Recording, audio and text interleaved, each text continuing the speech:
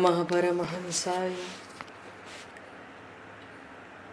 स्वादित चरण कमल चिन्ह मकरंदाय भक्तजन मानस निवासाय श्री रामचंद्राय नमः।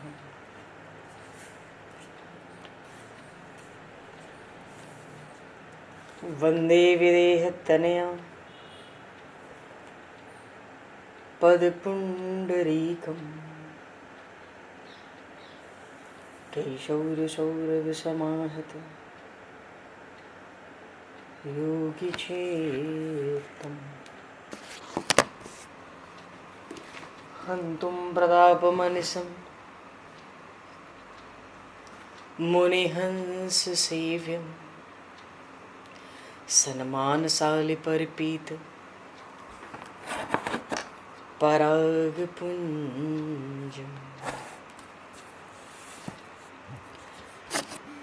यत्र यत्र रघुनाथकीर्तनं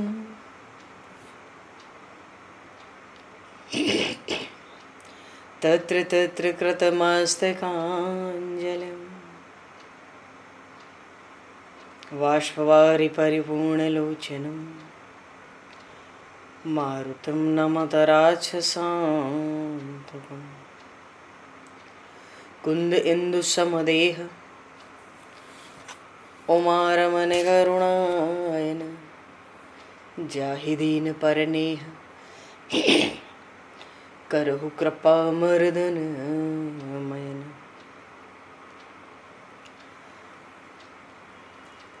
प्रहलाद नारद पराशर पुंडरीक व्यासे अम्बरीश शुक शौनक भीष्म दालभ्याम रुक्मांगद अर्जुन वशिष्ठ विभीषणादीन एतानहं परम भागवतान् नमामि। श्री सीतानाथ समारंभां श्री रामानन्दार्य मध्यमाम् अस्मदाचार्य पर्यन्तां वन्दे गुरु परम्पराम्।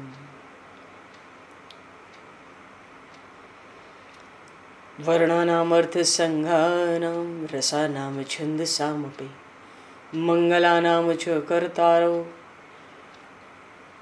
वन्दे वाणी विनायकौ।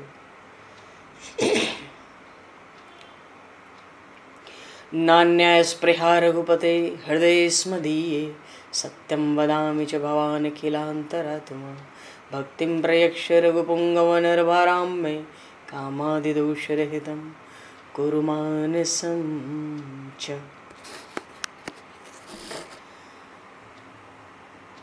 बंधु तुलसी के चरण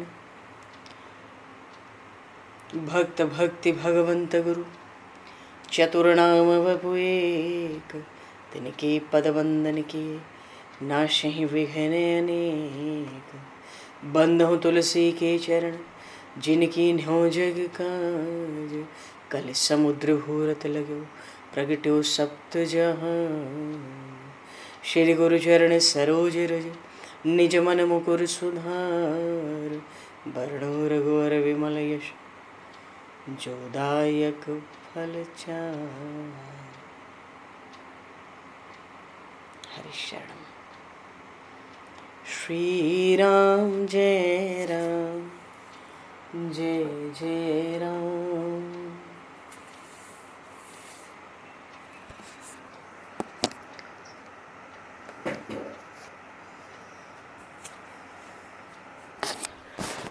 श्री राम जय राम जय जय राम।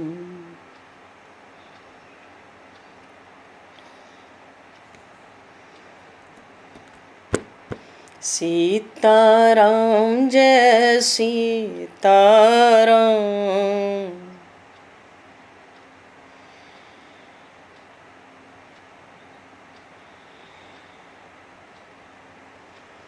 राधे श्याम जय राधे श्याम।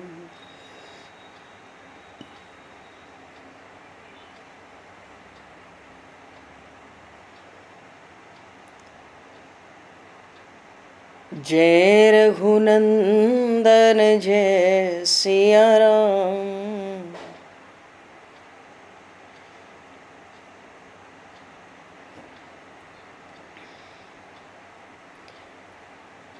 जानकी वल्लभ सीताराम।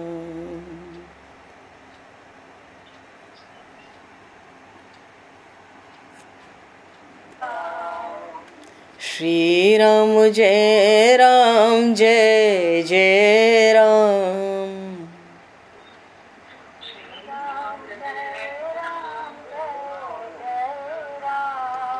श्री राम जय राम जय जय राम।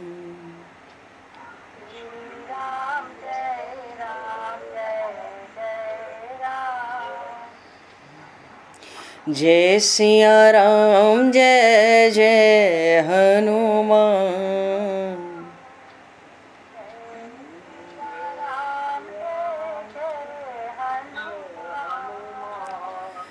श्री गुरु रामानंद भगवान।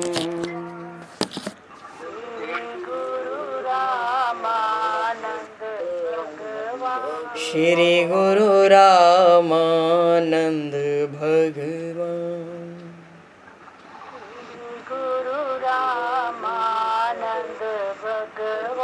श्री राम जय राम जय जय राम।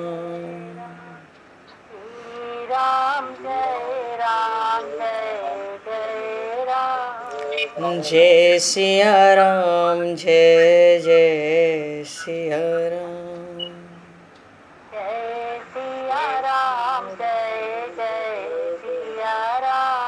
जय सिया राम जय जय सिया राम।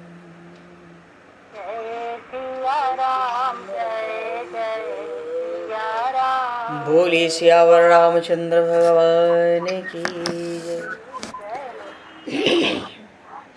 संपूर्ण राम दरबार की जय। श्री अवध मिथिला धाम की जय। श्री बांके बिहारी लाल की जय। 84 कोस ब्रजमंडल धाम की जय। श्री रामचरितमानस जी महाराज की जय। श्रीमन्नाम महाराज की जय। श्री पंडरीनाथ भगवान की जय। कली पावन अवतार गोस्वामी तुलसीदास जी महाराज की जय। सब संतन की जय, सब भक्तन की जय, समस्त वैष्णवन की जय, समस्त पूर्वाचार्य चरणन की जय, समस्त संप्रदाचार्यन की जय। श्री सद्गुरुदेव भगवान की जय। गंगा मैया की जय, जमुना मैया की जय, सरजू मैया की जय, गौ माता की जय, तुलसी माता की जय, पृथ्वी माता की जय, एकाशी महारानी की जय। जय जय श्री सीताराम, जय जय श्री राधेश्याम। नमः पार्वती पते हर हर महादेव। हरिशरणम। अनंत कोटि ब्रह्मांड नायक सर्वेश्वर पूर्ण परात्पर ब्रह्म असंख्य कल्याण गुणगणलय भक्तवांशा कल्पतरु शरणागत वत्सल भक्तवत्सल दीनबंधु दया सिंधु श्री कौशल्य आनंद वर्धन श्री दशरथ नंदन श्री जानकी कंठभूषण भगवान श्री सीताराम जी महाराज की असीम कृपा करुणा से श्री हनुमान जी महाराज की परम पावन भावमयी सन्निधि में महापुरुषों की भावमयी उपस्थिति में एवं आप सभी श्रद्धालु भक्त वैष्णवों की मंगल सन्निधि में मानव जीवन का सर्वोत्कृष्ट फल भगवत गुणगान भगवत कथा का आनंद हम सभी श्री राम कथा के माध्यम से प्राप्त करने जा रहे हैं। सर्वप्रथम आप सभी भक्त जनों के श्री चरणों में भगवत भाव से सादर वंदन सादर नमन। आप सभी को यथा योग्य जय सिया राम, जय जय श्री राधे हरि श्याम, जय श्री राम।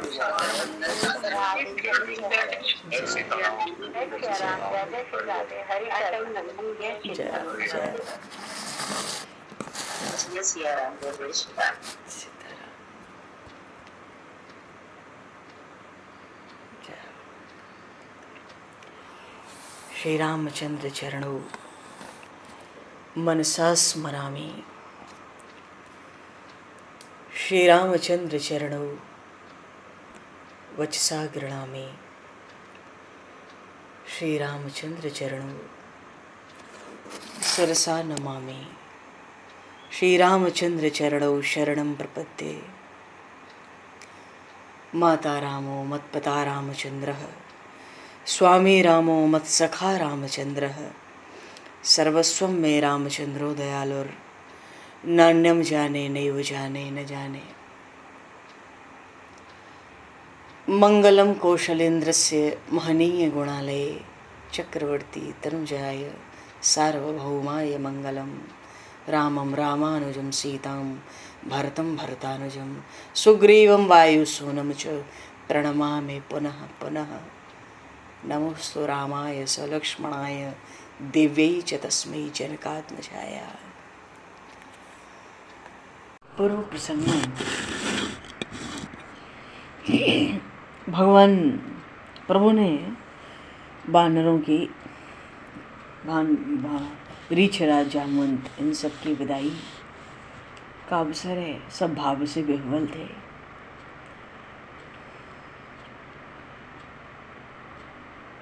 प्रभु भी प्रेम से बड़े गदगद हैं और बानर भी बड़े विह्वल हैं। पर प्रभु श्री राम की आज्ञा, राम रजाई शीस सब ही के।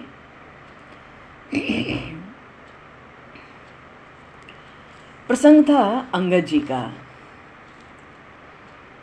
अंगद जी ने प्रभु से कहा, सुन सर्वज्ञ कृपा सुख संधो दीन दया कर आरत बंधो मरती वीर नाथ मोहि बाली गयो तुम्हारे कूंछे खाली असरण शरण विरद संभारो मोहि जन तजहु भगत हितकारी मोरे तुम प्रभु गुरु पितु माता जाऊं कहाँ तजी पद चल जाता।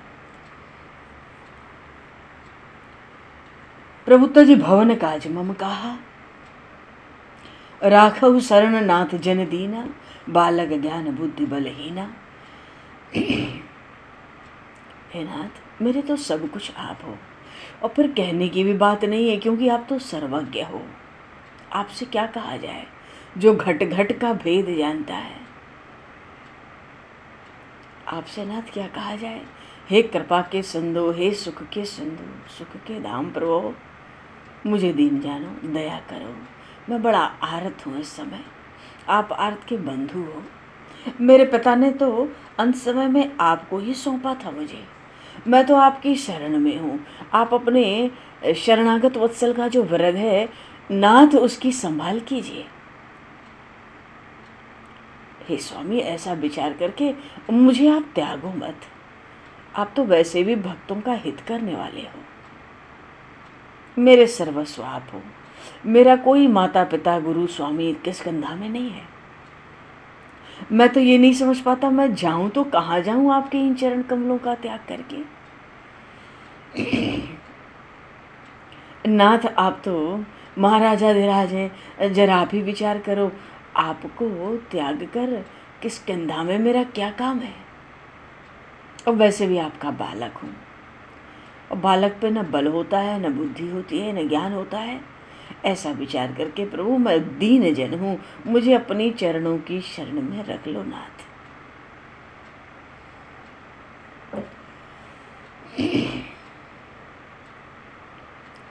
और इतना कहते कहते इतने व्याकुल हो गए अंगद जी ने प्रभु के चरण पकड़ लिए। अब जननाथ कहो गृह जाए। हे प्रभु, अब मुझे घर जाने को, किष्किंधा जाने को नहीं कहना। देखो अंगद जी की वाणी कितनी कोमल है। प्रभु ने समझाया, बड़ी विनय सुनी बाली तनय अंगद की। वो भगवान तो करुणा के सिंधु हैं।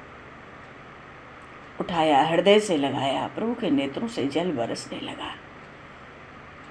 अपने हृदय का हार आभूषण सब उन बाली पुत्र अंगद को प्रभु ने स्वयं अपने हाथों से, चक्रवर्ती सम्राट महाराजाधिराज प्रभु श्री राम स्वयं अपने ही करों से अंगद को वस्त्र आभूषण अपने ही श्री अंग के धारण कराते हैं और बहुत तरह से समझाते हैं। क्योंकि भाव भी था अंगद जी का कि मुझे कोई पद, कोई सुख सुविधा नहीं चाहिए। प्रभु ये जो युवराज का पद दिया है इसको आप ले लो। तो भाई युवराज तो बनाया था किष्किंधा में प्रभु ने, अयोध्या में तो नहीं बनाया। अंगद जी को लगता है मुझे युवराज का पद मिला है किष्किंधा का, कहीं इस पद के नाते हो किष्किंधा मुझे ना भेजते हो मेरे स्वामी। अंगद जी विचार करके कहते हैं, स्वामी हे नाथ, मुझे कोई पद नहीं चाहिए, मुझे कोई सुख सुविधा नहीं चाहिए। मेरे पिता मुझे आपके पावन चरणों के आश्रय में छोड़ गए हैं। अंगद जी अत्यंत विह्वल हैं, बार बार कहते हैं, नाथ किष्किंधा में मेरा कोई भी प्रयोजन नहीं है, वहाँ मेरा कोई काम नहीं है, आप मुझे अपने श्री चरणों में पड़े रहने दें। प्रभु ने कहा, वत्स, तुम वानरराज बाली के एकमात्र वंशधर हो, तुम बाली के पुत्र हो। तुम्हारी माता तारा ने केवल तुम्हारी सुरक्षा को महत्व देकर अपने पति के साथ शरीर त्याग का विचार छोड़ दिया था। वो तो पल पल तुम्हारे लौटने की प्रतीक्षा करती होंगी।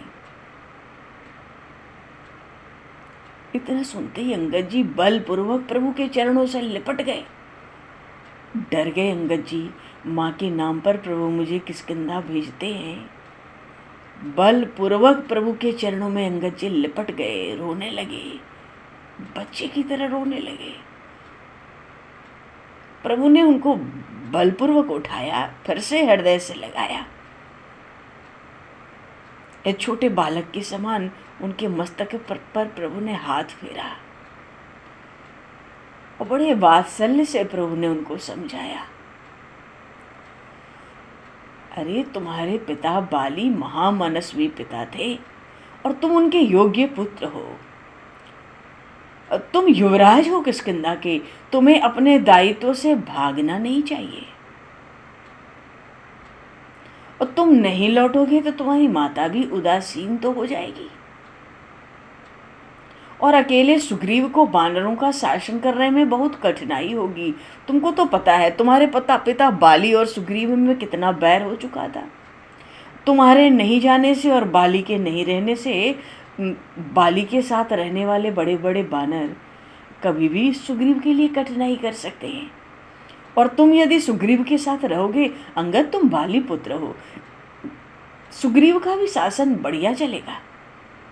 तुम्हारे बिना शासन में वानरराज को, मेरे सखा को बड़ी कठिनाई होगी अंगद, और तुम्हें उनको सहयोग देना चाहिए किष्किंधा की राज्य व्यवस्था में। और फिर देखो, अयोध्या तुम्हारी अपनी है और तुमको तो यहाँ शीघ्र आना है। प्रभु श्री राम ने आश्वासन दिया, मैं तो वानरराज अपने सखा सुग्रीव से कहता हूं, यहाँ किसी भी यज्ञ के समय तुम्हें किष्किंधा में रोकने का आग्रह नहीं करेंगे। मैं तुम्हें विशेष रूप से बुलाता रहूंगा, तुम मेरे बड़े प्यारे हो। अच्छा, राम रावण युद्ध हुआ, अंगद जी ने ऐसा वीरता का, योद्धा का कौशल प्रकट किया, उसको कभी भी भूला नहीं जा सकता। उस युद्ध के तो आधार ही थे अंगद और हनुमान। प्रभु कहते, अंगद अयोध्या तुम्हारी अपनी है। अब अंगद जी को आज्ञा थी तो विवशता तो थी ना। विदा कीन भगवंत तब बहु प्रकार समझाए, तरह तरह से प्रभु ने समझाया अंगद जी को। विदा किया, अंगद जी को आज्ञा के कारण विवश होकर जाना पड़ा। बार बार मुड़ मुड़ कर देखते गए प्रभु श्री राम की ओर, अब भी मुझे रहने का आदेश हो जाता। भरत अनुज सौमित्र समेता, पठवन चले भगत कृत चेता। अंगद हृदय प्रेम नहीं थोरा, फिर चितव राम की ओरा। बार बार अंगद जी प्रभु को देखते हैं, और देखते ही नहीं है, और बार बार कर दंड प्रणामा। जहाँ जहाँ से बार बार मुड़कर देखते हैं प्रभु को, वहीं वहीं से बार बार दंडवत लगाते हैं प्रभु को। उनके दिल में होता है, मन अस रहन कहीं मोहि रामा। दिल में तो यही बात थी, क्या पता प्रभु एक बार मुझे कह दें कि चलो भाई, अंगद का बहुत प्रेम है, तो कुछ दिन थोड़ा और रुक जा। क्योंकि अंगद देखते हैं कि हनुमान तो अभी अयोध्या में है, पर भगवान श्री राम पर हनुमान जी महाराज का ऋण हुआ। ऋण क्या हुआ? वो तो सेवक हैं, जाके हनुमान से पायक।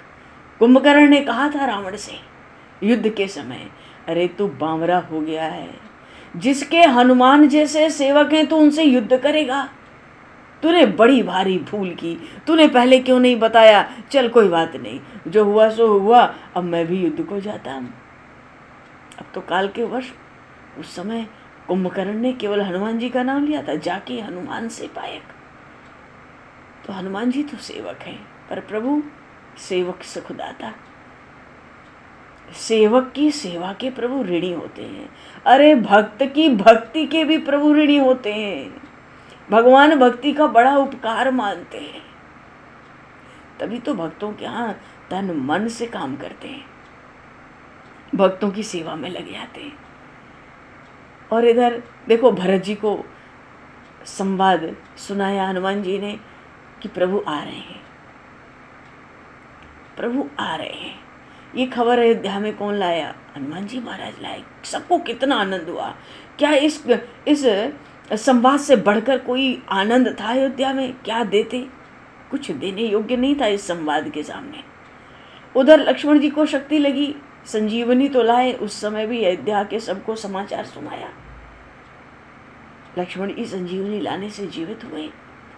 अशोक वाटिका में श्री जानकी माता के पास पहुंचे, उनको प्रभु का संदेश सुनाया, उनका संदेश लेकर आए, लंका जला के आए। अहिरावण ले गया तो पाताल में जाकर के भगवान श्री राम लक्ष्मण को ले आए, अहिरावण का वध करके। युद्ध कौशल तो सेवा दूसरी बात है, पर ऐसे ऐसे उपकार अवधवासियों पर प्रभु कहते थे, ऐसे ऐसे उपकार इन हनुमान के हैं कि मैं कुछ कह नहीं सकता, मेरी वाणी नहीं चलती।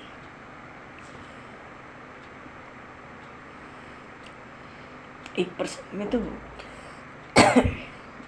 में प्रभु ने कहा, राज दरबार में प्रभु विराजमान श्री जानकी माता के साथ, तो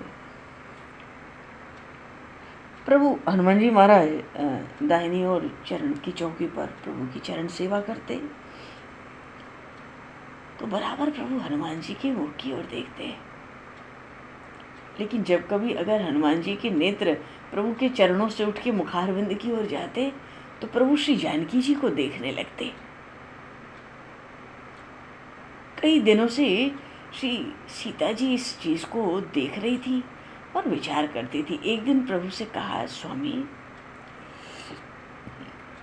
मैं देखती हूँ हनुमान चरण की सेवा पर रहता है, आप उसको देखते रहते हो, पर जब कभी उसकी दृष्टि आपकी ओर उठती है, आप मेरी ओर देखने लगते हो, क्या बात है?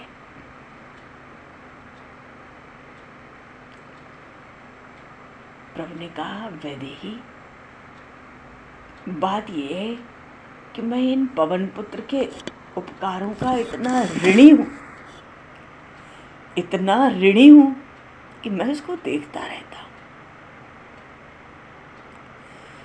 पर जब कभी वो मेरी ओर दृष्टि उठाता है, मैं आपको अपने को बड़ा भारी ऋणी पाता हूं, मैं उससे दृष्टि नहीं मिला पाता, सो मैं तुम्हारी ओर देखने लगता हूं। इतना कहने में भी प्रभु के नेत्रों में जल भर आया। भरत जी महाराज से एकांत में प्रभु कहते थे, भरत मैं इस हनुमान के ऋण से ओरण नहीं हो सकता। भरत भाई कपि से उऋण मैं नाही, भरत भाई। देखो, भरत जी तो हमेशा ही प्रभु के चरित्र सुनते थे हनुमान जी से। जहाँ अवसर मिला हनुमान जी को पकड़ा और यही पूछते थे, मुझे बन के मेरे स्वामी के चरित्र सुनाओ, हे हनुमान मुझे मेरे स्वामी के 14 वर्ष के चरित्र सुनाओ, युद्ध के चरित्र सुनाओ। क्या मेरे स्वामी क्रोध करके धनुष उठाते थे? कभी क्रोध करके उन्होंने धनुष उठाया? क्या मेरे महान अग्रज ने कभी क्रोध करके बाण छोड़ा? वो बाण कैसा होता था हनुमान? मेरे स्वामी के मुखारविंद की उस समय कैसी शोभा होती थी? एक एक बात को 10-10 बार पूछते थे भरत जी, क्योंकि भरत जी महाराज को तो केवल प्रभु के चरित्र सुनने हैं, केवल अपने अग्रज के चरित्र सुनने हैं।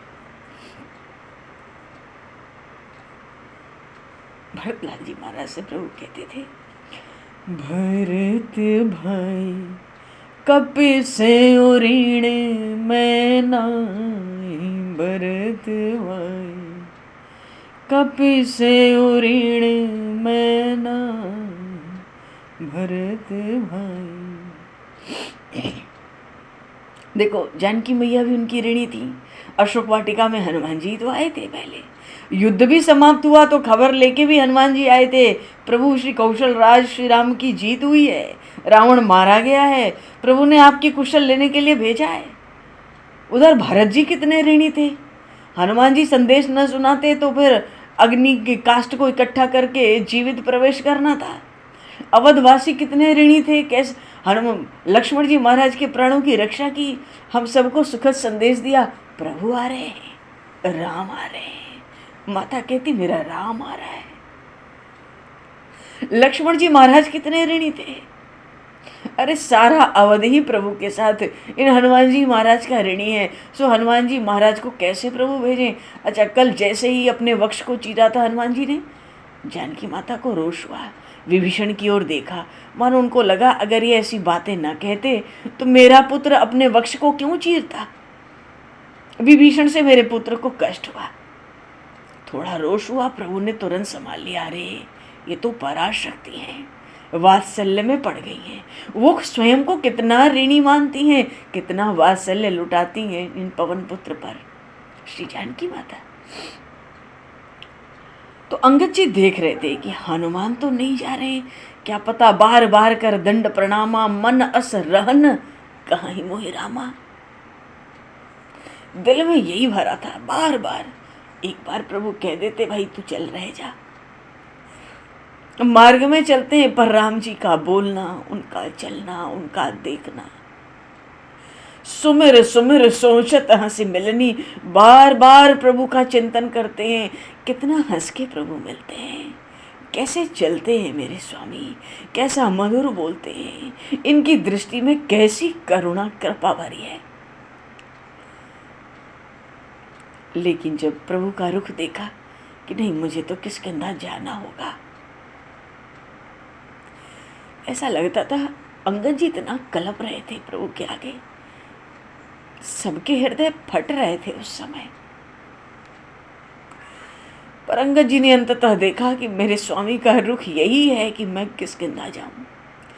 खूब विनय की, फिर विनय की, चल नहीं पाते थे अंगद जी सब बानरों के साथ, बार बार विनय करते, बार बार प्रणाम करते। फिर हार कर हृदय में अंगद जी चले वो हृदय पद पंकज राखी, प्रभु के चरण कमल अपने हृदय में धारण करके चले।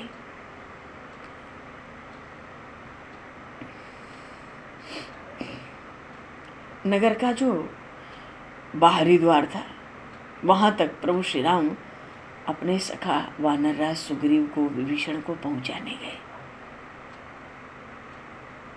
और जब तक नगर के बाहरी द्वार तक गए ना, अंगद जी को अपने अंक में ही लगाए रहे प्रभु तब तक। कभी कंधे पे हाथ रखते, कभी तो उनको अंगद जी को अपने हृदय की ओर पास लाते, मानो मार्ग में भी उनका लाड़ करते हुए प्रभु जा रहे थे। बोलिए श्री राघवेंद्र सरकार की जय। सुग्रीव जी ने कोई वाहन स्वीकार नहीं किया, निवेदन किया प्रभु से, प्रभु आपने तो देखा ही है, हम वानरों को वाहनों की आवश्यकता नहीं होती है,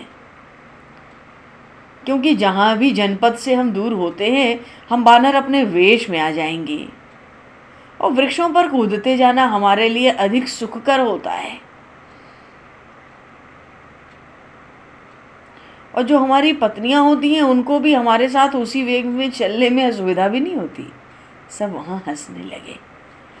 वानरराज सुग्रीव कहते हैं वृक्षों पर ही कूदते फांदते उछलते कूदते नदी सरोवर पर्वतों से हम किष्किंधा पहुंच जाएंगे, हमें समय नहीं लगेगा।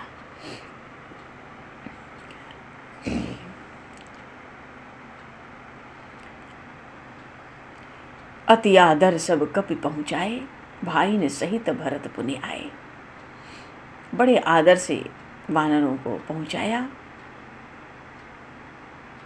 और जब लौटने लगे भाइयों के साथ प्रभु, तो हनुमान जी ने अवसर देख के सुग्रीव जी के चरण पकड़ लिए, क्योंकि सुग्रीव जी की ही तो मंत्री थे हनुमान जी। ऋषिमुख पर्वत पे 4 मंत्रियों के साथ सुग्रीव जी बैठते थे, नल नील जामवंत और हनुमान जी। तो हनुमान जी तो सुग्रीव जी के मंत्री थे। तो जैसे उन्होंने देखा कि प्रभु अब मुड़कर चलते हैं, झट हनुमान जी ने सुग्रीव जी के चरण पकड़ लिए, क्योंकि राजा हैं, और तरह तरह से उनसे विनय की हनुमान जी ने।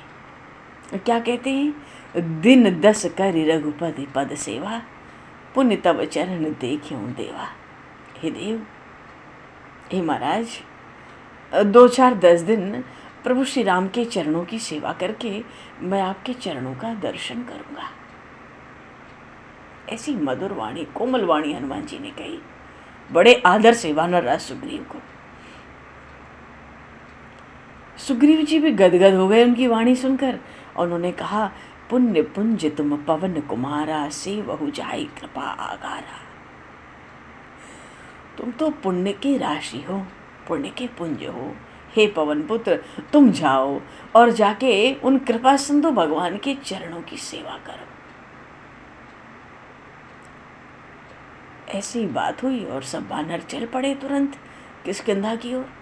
पर अंगद जी, अंगद कहे सुनहु हनुमंता, हनुमान मेरी बात सुनो। अंगद युवराज है किष्किंधा के, आदेश भी दे सकते हैं हनुमान जी को। अंगद जी ने कहा, हनुमंत लाल मेरी बात सुनो। बड़े भाव से विह्वल है, अंगद जी की जाने की स्थिति नहीं बन पा रही। हनुमान जी से आग्रह करते हैं। क्या कहते हैं, कहे हो दंडवत प्रभु से, तुम ही कहूँ कर जोरी। देखो पूरे मार्ग में दंडवत लगाते आते हैं, बार बार बलपूर्वक प्रभु के चरण पकड़ते हैं, प्रभु बलपूर्वक उनको उठा के हृदय से लगाते हैं। वो इतनी दंडवत प्रणाम के बाद भी हनुमान जी से चलते चलते अंतिम समय में अंगद जी ने कहा, कहे हो दंडवत प्रभु से, प्रभु से मेरी दंडवत प्रणाम कहना। अब तुम ही कहूँ कर जोरे, हे हनुमान मैं तुझे हाथ जोड़ के ये बात कहता हूँ। देखो कहाँ तो किष्किंधा के युवराज, और हनुमान जी तो वहाँ के मंत्री हैं। अंगद जी व्याकुल है, बार बार आज हनुमान जी को ही हाथ जोड़ रहे हैं। अभी तक तो हनुमान जी हाथ जोड़ते थे उनको, आज अंगद जी बार बार हाथ जोड़ते हैं और कहते हैं बार बार मेरी दंडवत प्रणाम प्रभु से कहना। हनुमान सुनो एक बात और, बार बार रघुनायक ही सुरत कर आए हो मोर। उन रघुनायक का रघुनंदन को बार बार मेरी याद दिलाना। मानो दिल में था कि मैं तो निरंतर उनको उन्हीं में रहूंगा, तो मेरे प्रभु को भी मेरा स्मरण कराना, उनको मेरी याद आवे, मैं दिन रात उन्हीं के चिंतन में रहूंगा। बार बार रघुनायक ही सुरत कराया हूं, अस कही चले हो बालिसुत, फिर आये हो हनुमंत।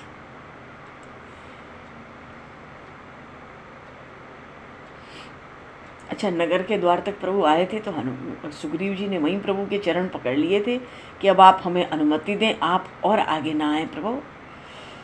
तो भाइयों के साथ प्रभु श्री राम रुक गए थे। ठीक ही कहते हो, शीघ्र मिलने की आशा भी कही प्रभु ने, और फिर जिससे शीघ्र मिलने की आशा हो ऐसे स्वजनों को बहुत दूर तक पहुंचाने जाया भी नहीं जाता है। चलते समय सुग्रीव जी ने, जामवंत आदि ने बार बार प्रभु के चरणों की वंदना की। अंगद जी तो बड़ा भारी रुदन करते, बड़ा स्नेह देकर प्रभु श्री राम ने उनको भेजा। सभी को जाते समय प्रभु ने हृदय से भी लगाया। भगवान श्री राम का शील, उनका सद्गुण, उनका शौर्य, सौजन्य, सौहार्द्र, अरे इन सद्गुणों ने तो हृदय पर अधिकार कर लिया था।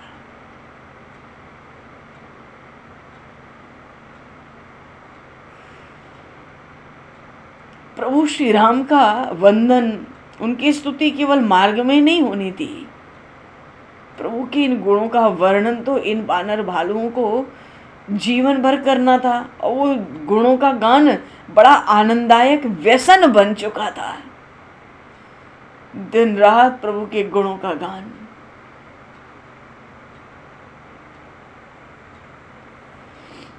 ये सब होता रहा, पर अंजनी नंदन हनुमान जी तो तटस्थ थे भाई।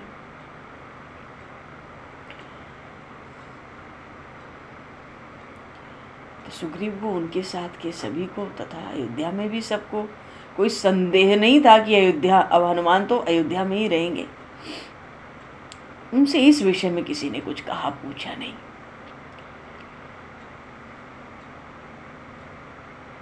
वानर विदा होकर जाने लगे तो वे सुग्रीव के साथ हो लिए।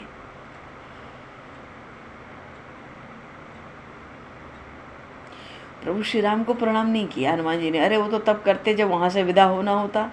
हनुमान जी को तो विदा होना ही नहीं था, उनको तो अयोध्या ही रहना था। हनुमान जी सुग्रीव जी के बड़े भारी सहायक थे किष्किंधा के।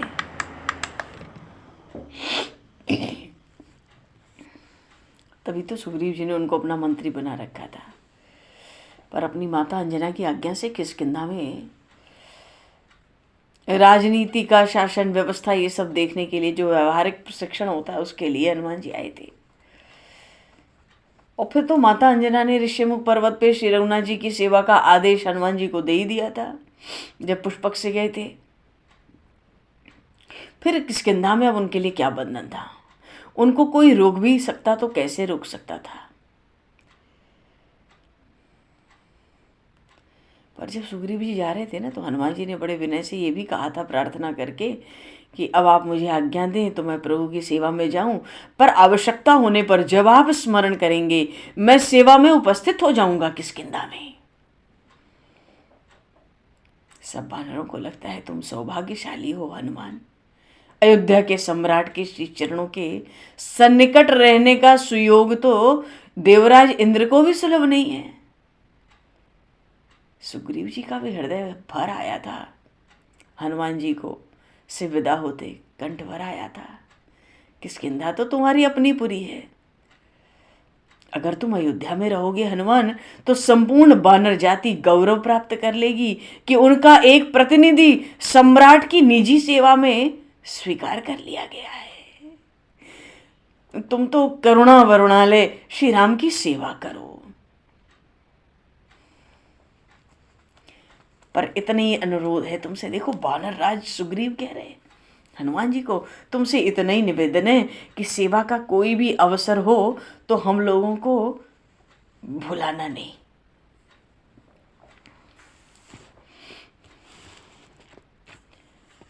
तो हनुमान जी लौट रहे थे, तो लौटते हुए हनुमान जी से पीछे से आकर अंगद जी लिपट कर रुदन करने लगे थे। हनुमान जी से कहते कि पिता के न रहने पे आपने ही मेरा संरक्षक किया है। आप मेरे सुहृदय हो, शुभ चिंतक हो। अपने पाले हुए इस बालक को भुला मत देना। अंगद जी कहते हैं।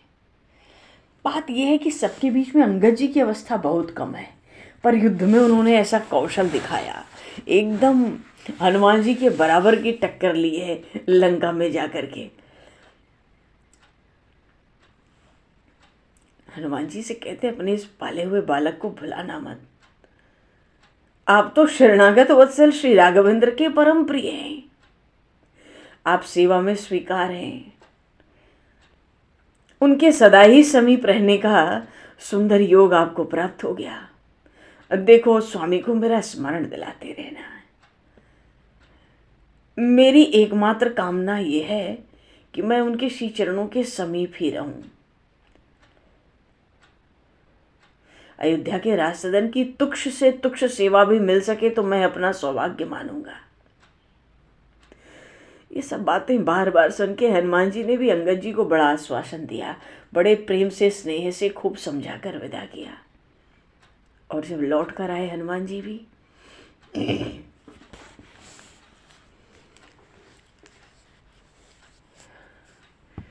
तासु प्रीति प्रभु सन कही मगन भय भगवंत। अंगद जी का कितना विलक्षण अनन्य प्रेम प्रभु के चरणों में है। हनुमान जी ने आके प्रभु श्री राम के चरणों में निवेदन किया कि अंगद बार बार क्या कहते थे। और प्रभु ने अंगद का प्रेम तो देखा ही था, और भी बातें पीछे की सुनी कुछ एक। तासु प्रीति प्रभु सन कही मगन भय भगवंत। हनुमान जी से जब सुने तो भगवान भी उनके प्रेम में मगन होने लगे।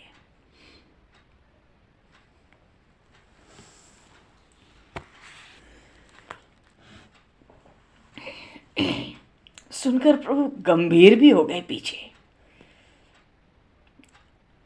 गोस्वामी जी ने श्री रामचरितमानस में इस प्रसंग पर कहा, अंगद जी के प्रसंग पर, अंगद जी की विदाई का जो प्रसंग आया, कुलिसहु चाहे कठोर अति कोमल कुसुम चाहे, चित खगेश राम कर समुझ परई कहु काई।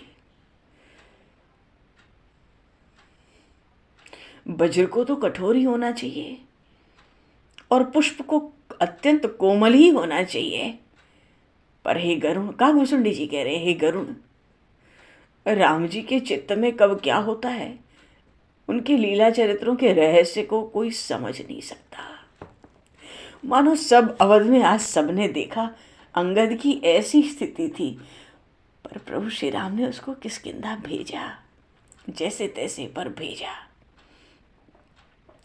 अनेक बार कर्तव्य बहुत निष्ठुर होने के लिए बाध्य भी तो करता है। प्रभु श्री राम को लगता होगा ना कि इसकी माता तारा को मैंने पति से वियुक्त बना दिया है, अब उसकी माता जो इतनी मनस्विनी है तारा, उसको पुत्र से भी वंचित कैसे कर दूं। न जाने प्रभु ने ऐसा क्या कठोर विचार किया जो ऐसे बड़े भाई प्रेमी अंगद जी को विदा किया।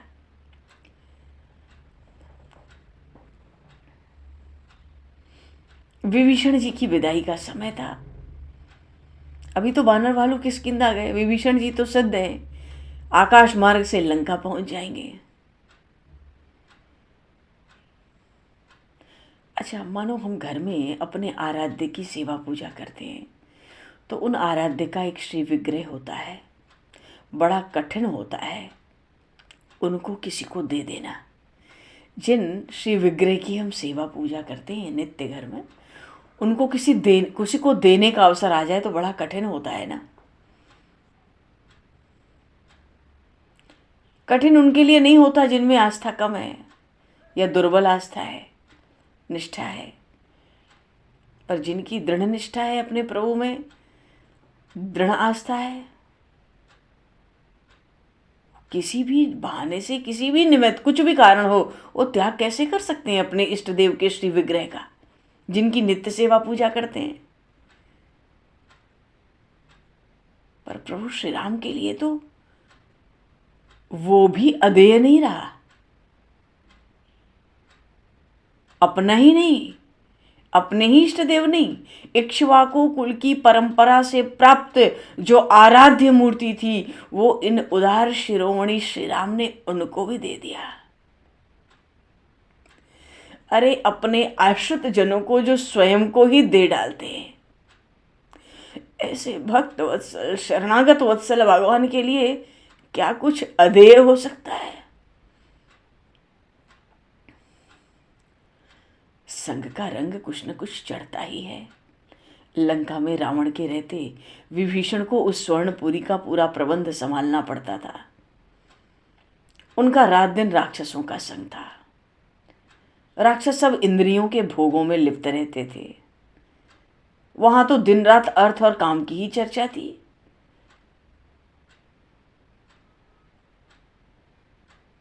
तो उसका फल ये हुआ, अनजाने में ही विभीषण जी ने अंतःकरण में उस रावण से अपमानित होने पर लंका का राज्य प्रभुत्व पाने की कामना एक बार उनके हृदय में जाग उठी थी। सुंदरकांड में आया ना कि प्रभु, पहले मेरे हृदय में कुछ वासना थी। प्रभु, कुछ वासना रही, पहले थी, प्रभु का दर्शन करके सुंदरकांड में कहा विभीषण जी ने, अब कोई वासना नहीं है, पहले कोई वासना थी, यही वासना थी, लंका से अपमानित होकर राज्य का प्रभुत्व, इसकी कामना एक बार जग उठी थी, अनजाने में ही सही। तो प्रभु श्री राम के समीप पहुंचते ही वो कामना समाप्त हो गई। पर श्री रघुनाथ जी ने उनके हृदय को ही पूर्ण मानकर उनको भीतर से आते ही लंकेश प्रभु ने क्यों बनाया, राज तिलक कर दिया। लंका में मंदिर थे भैरव के, भवानी के, भूतनाथ के। तो परम भक्त विभीषण जी की आंतरिक इच्छा थी कि एक भगवान नारायण का भी भव्य मंदिर वहां होता। अब रावण के रहते तो ये असंभव था, संभव तो था नहीं। क्यों, वो तो श्री हरि का शत्रु ही था। पर अब वो दुर्दिन तो समाप्त हो गए। विभीषण जी की विदाई का अवसर है। अब तो विभीषण ही लंका के अधिपति हो गए। अब ऐसी इच्छा पूर्ण हो, इसमें कोई बाधा भी नहीं दिखती। अब तो आवश्यक है सेवा पूजा के लिए भव्य मूर्ति।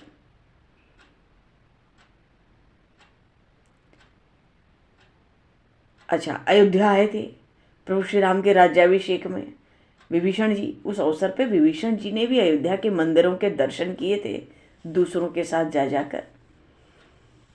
राज सदन का जो मंदिर था वहां भी दर्शन करने गए थे। और इक्ष्वाकु कुल के आराध्य भगवान श्रीरंग, बोलिए श्रीरंगम की जय। अब तो दक्षिण भारत की शोभा बढ़ा रहे श्रीरंगनाथ शेषशाही भव्य श्रीमूर्ति का दर्शन किया। और इक्ष्वाकु कुल में महाराज इक्ष्वाकु को ये ब्रह्मा जी से ही प्राप्त हुआ था ये श्री विग्रह। और इक्ष्वाकु कुल में इन्हीं भगवान श्रीरंग, शेषशाही श्रीरंग की भव्य मूर्ति थी। इन्हीं की सेवा में चलो, तो प्रभु के सदैव थे, राज सदन में इनकी सेवा पूजा थी। लेकिन जैसे ही इन श्रीरंग की भव्य मूर्ति का दर्शन विभीषण जी ने किया था, उनका हृदय उसी समय पुकार उठा, यही यही यही। जैसे जन्म जन्म से इसी आराध्य श्री विग्रह की खोज में थे वो। पर कैसे मांगा जाए श्री राघवेंद्र से कि वे अपने कुल के आराध्य का ही श्री विग्रह मुझे प्रदान कर दें। पर हृदय नहीं मानता था विभीषण जी का। बुद्धि बहाने बनाती है। बुद्धि कहती है, अरे जहां स्वयं श्री रघुनाथ उपस्थित हैं वहां किसी मूर्ति के रहने न रहने का क्या प्रभाव पड़ता है, वे तो सर्वसमर्थ हैं। वैसा ही दूसरा श्री विग्रह बैकुंठ से भी यदि उनकी इच्छा हो तो तुरंत आ सकता है। श्री राघवेंद्र तो दान शिरोमणि है, उनके लिए तो कुछ भी अदेय नहीं है।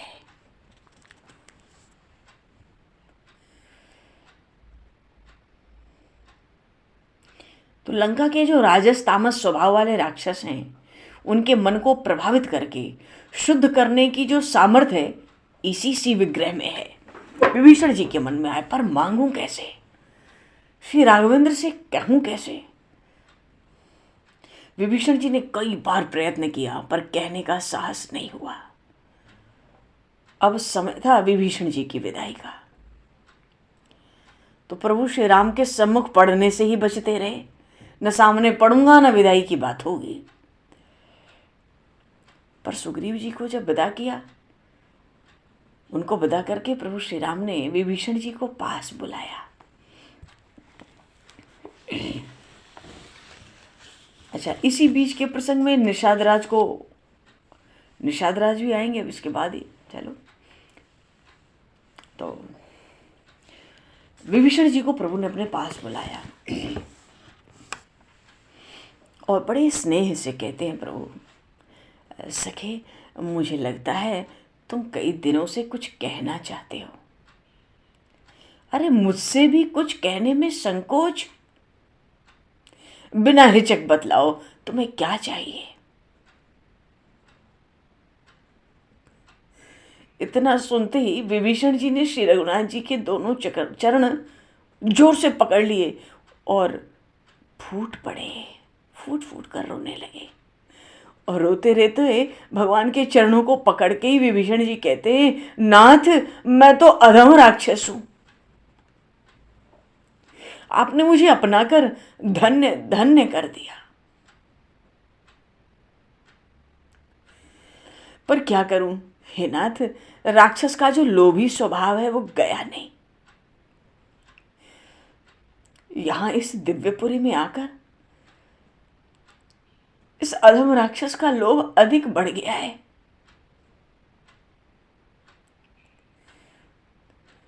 प्रभु श्री राम के मुखारविंद पे सहज ही एक थोड़ी सी मुस्कुराहट आई।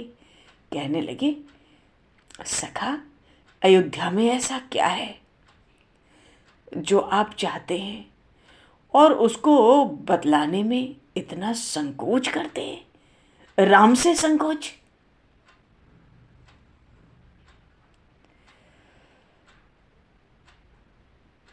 अरे सुनूं भी तो मैं अपने परम सहायक मित्र को क्या अर्पित करके संतुष्ट कर सकता हूं। देखो जी, प्रभु तो उदार चक्र चूड़ामणि है।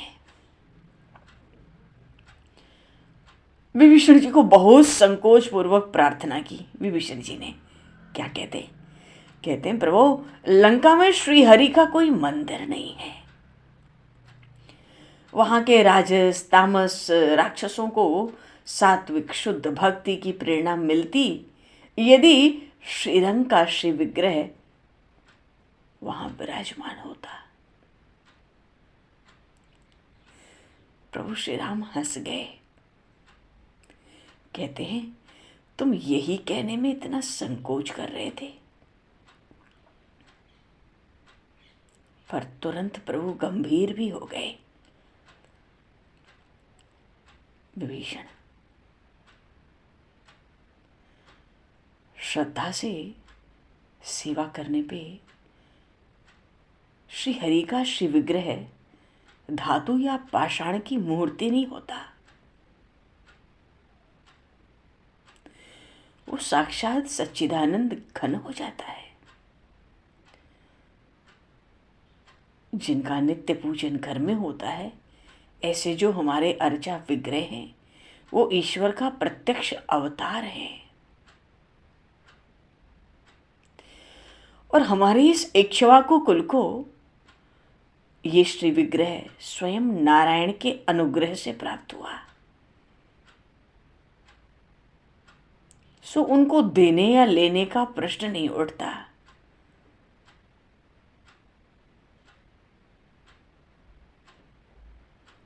अवश्य ही मेरे वो चिदघन,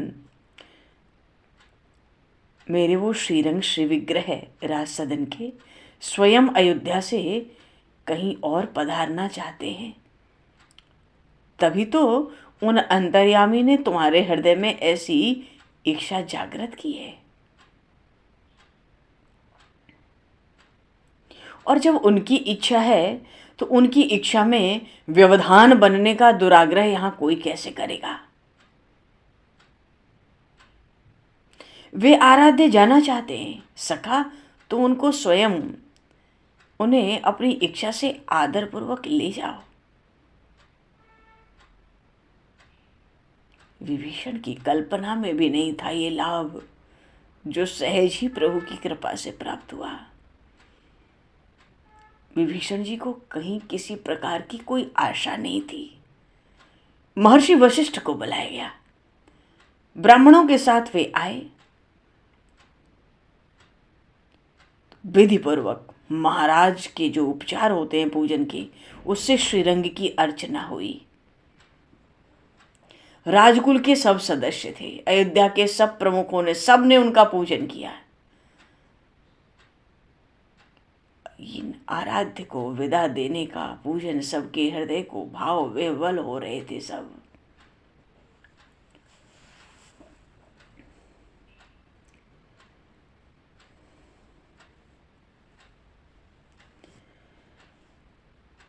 विभीषण जी कहते हैं, जब सब संपन्न हुआ, चलो जी, प्रसंग बहुत सुंदर है। कावेरी में 3 द्वीप है ना, और तीनों में शेषशाही श्रीरंग का विग्रह स्थापित है। बोलिए श्री भक्त वत्सल भगवान की जय, श्री रंगनाथ जी महाराज की जय, श्री राघवेंद्र सरकार की जय, भगवान श्री हनुमान जी महाराज की जय। इस समय को दृष्टिगत करते हुए अभी हम लोग ही वाणी को 2 पल नाम ले बोलकर प्रभु का वाणी को विराम दें। आगे का प्रसंग प्रभु की प्रेरणा से आगे। श्री राम जय राम जय जय राम,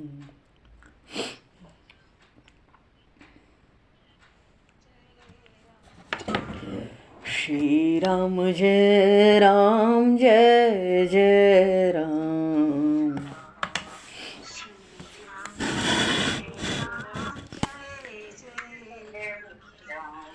श्री राम जय राम जय जय राम,